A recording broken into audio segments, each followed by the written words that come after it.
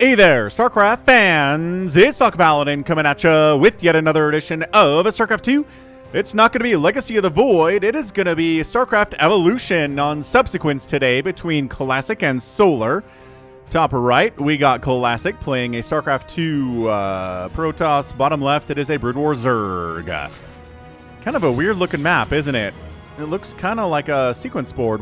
That's why it's named Subsequence. If you've never played Sequence, it just kind of looks like this on the mini-map. So we've got a main here, a pretty big main in my opinion. We have a natural with, an easy to take third here, walled off by some debris. Fairly wide open choke that you need to wall off. And let's go ahead and see how these two players are going to handle this. So hatch firsting here is, a 15 hatch here. Extractor Tech 15 hatch from Solar. From Team Falcons, which is not me, but it would be me if I was sponsoring it. Don't have enough money for that now, but, you know, maybe one day. Maybe one day I will. So, we've got a spawning pool coming out. We have Terry the Overlord coming out as well. We are harvesting as fast as we can on both sides of the map. We are not immediately saturating the assimilator, just gradually saturating it. So we have enough money to go ahead and throw down a Nexus. There we go. At 1 minute and 24 seconds. And now we are fully saturating the gas here from Classic. So the probe is hoping to block a third base. Again, fairly easy to take. Third base here. And a macro hatch walling off for the choke into the 1, 2, 3 bases that Falcon's Solar is trying to get here. So I like this plan here from Solar. Walling off, taking the third here, getting some gas. And Terry the Overlord says, okay, it's not going to be a proxy. It's not going to be any kind of a weird cannon rush. The expansion is here, sub 2 minutes. And so I can go ahead and take my third if I want to. Yep, there we go. Drone taking it over as well. So I had a comment saying, hey, I don't understand Brood War. So when you see something that is a Brood War specific, can you explain it a little bit? So yeah, I can do that. But right now, just everything is StarCraft 2 as well, right? So Hydralisk Den without a lair. So yeah, you can make a Hydralisk Den on Hatch Tech in StarCraft Brood War. So that's a little bit of a difference here. But yeah, Hydralisks are pretty much the same. Shoot up, shoot down. You can be fast. You can get range for them. And there we go. Lurkers are locked behind lair tech, but it doesn't require another building. Just a research on the Hydralisk lair. Hydralisk Den. Cha. And there we go, letting the Adept in here. I guess. Why? Why did we cancel that? Surrounding it with drones. This is excellent micro here from Classic. 4 kills already. 1 drone. Woo! And 4 lings. And shading out and then killed. Yeah, 1 Adept for 4 lings and a drone? I think that was a mistake from Solar here. Just leave it locked outside. The Hydralisks were coming. Anyway. So, sniping down an Overlord. We've got another Oracle on the way here. We have Gates on the way as well. Speed on the way for these Hydralisks. Again, still on Hatch Tech. That's why Hydra Busts are so popular in Brood War. Robotics facility on the way for our guy Classic. We've got a creep colony to evolve into a spore. In the mineral line for the first and second base here, but not at the third. That drone, getting into an evolution chamber just in the nick of time here.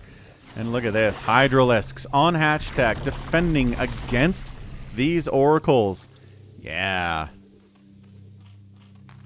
And maybe it's going to be a Hydra Bust here. Speed's done. Range is on the way. This third, I think, is just for larva. And look at that. Spore. Bam, bam. Get out of there. Get out of there, indeed. So for static defense for Zerg and Brood War, you need to make a creep colony, which just spreads creep, and then upgrade it to either a sunken or a spore. Here we go. Maybe the cybernetics core is going to go down here. Excellent micro there for Solar. Moving those wounded Hydralisks back. Can he get the gate? I feel like he can. I feel like we can get the gate here. But these Stalkers and Sentries and Zealots are just maybe a little bit too much for Solar. Ooh, excellent snipe there from that Oracle. Yeah, so it is going to be a Hydra Bust. Just 5 Hydralisks on the way. How many? 20 Hydralisks already on the map here. And can we get it? Yep, can get the gateway down. Gateway down. Shield battery helping. Oh, force fields. Trapping 2 Hydralisks. There is no... What do we have? What do we have to take down force fields for the Brood War Zerg here? No Ravagers. Do we have to wait until Ultralisks come out to take down those force fields? Oh boy, this is some interesting stuff here. And yeah, bam, bam, bam, taking it down. Zealot down, another Zealot down. A Sentry down. This Hydra Bust, woo, is, I don't know if it's going to win here or not. But what are we going to do? Colossus on the way. But man, Hydra's inside your main base. 7 Hydralisks getting produced back home. We have 24 Hydras. And are we going to have to force? Are we going to force? And bam! Wow! Hydra Bust for the first game of our sneaky twofer here from Solar. Hydra Bust in StarCraft Evolution. Holy cow! This is insane. This is absolutely insane stuff we're looking here. I did not think that was going to work at all. But dude, he just, get up to, what did he have? 32 workers. Get range, get speed, never even get to a lair, make spores to defend against the oracles, harassing your drones, and bam, send across 30, 35, how many? We had 19 dead Hydralisks and 26 on the map. Send across 45 Hydralisks. And yeah, this Colossus was not out in time. No Storm, no speed for the Zealots. Yeah, speed for the Zealots and Storm are a must when defending against a Hydra Bust from Brood War players here. And there we go. That's it. Excellent job there by Solar. Wow. Shield batteries not enough. Cannons not enough. Maybe make a lot more cannons here. But yeah, just slow Zealots and Stalkers. And a couple of cannons and a couple of shield batteries are not enough here. So Classic learned a lesson here today. Indeed. So let's go ahead and see what's going to go on in the second of our sneaky twofer. Should be good. Hit that like button. I'll be right back. All right, we're back with game 2 of the sneaky twofer. Solar is up. 1, 2, 0 there. Wait, that's 9. That's 0. Top right, playing Brood War Protoss this time. It's Classic bottom left. It is Solar playing StarCraft 2 Zerg. All right, so what can a Brood War Protoss do against a StarCraft 2 Zerg is the question here. Storm is going to be good, right? As always, Storm is good against everything, and especially against Zerg. So maybe you're going to see a rush to Storm against the Lings, against maybe some Roaches and Ravagers. I want to say, Brood War Storm is a lot better than StarCraft 2 Storm, so I wonder how the EVO engineers and decision makers handled that. And in the last game, I was talking about how force fields cannot be defeated by anything but Ultralisks because there are no Ravagers for Brood War Zergs. And maybe Sentry Immortal will become popular against Zerg in StarCraft Evolution, especially, when you're, only when you're playing a StarCraft 2 Zerg against a Brood War, a StarCraft 2 Protoss against a StarCraft 2 Zerg. What am I talking about here? I don't know, man. You know what I'm saying. A StarCraft 2 Protoss versus a Brood War Zerg. Anyway, pretty standard stuff. Hatch, gas, into pool here from our guy Solar. We've got a second base coming in here from Classic after the gateway. There's the gas popping. Saturation time is not right now. Indicates we're probably going to go for a little bit. Oh, never mind. He's going to take that gas now. Thought it'd be for a faster third. Oh, it's a pocket expand. Dude, here on Celestial Enclave, we get a pocket expand as well from Team Liquid Mat Contest number 21. All right, I'm on board with this stuff. Let's go.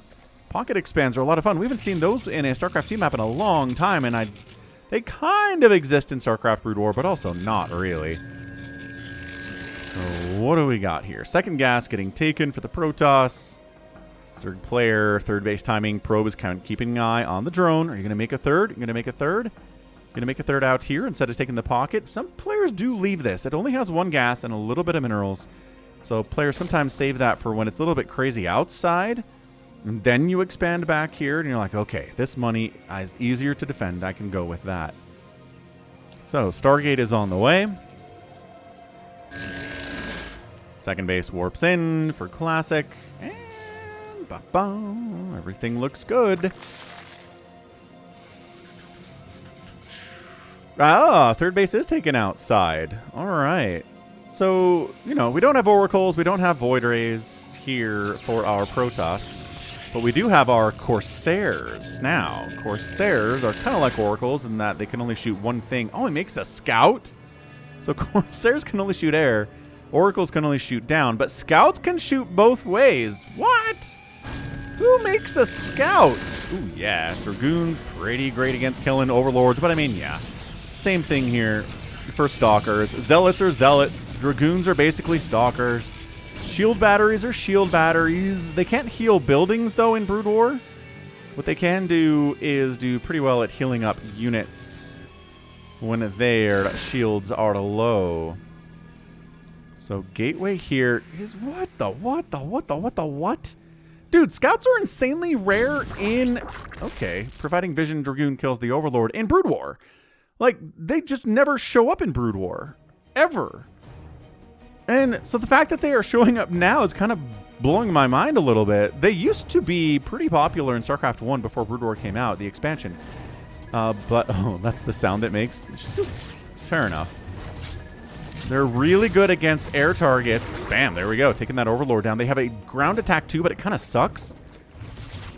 But the fact that they could be made fast, they can stack, they can attack air and ground, but they were kind of like Mutalisks in StarCraft 1 a little bit, but then they increased the supply cost to 3 from 2, and they made them cost like 175 gas each. So that kind of over-nerfed them to the point that nobody really makes Scouts anymore in professional StarCraft.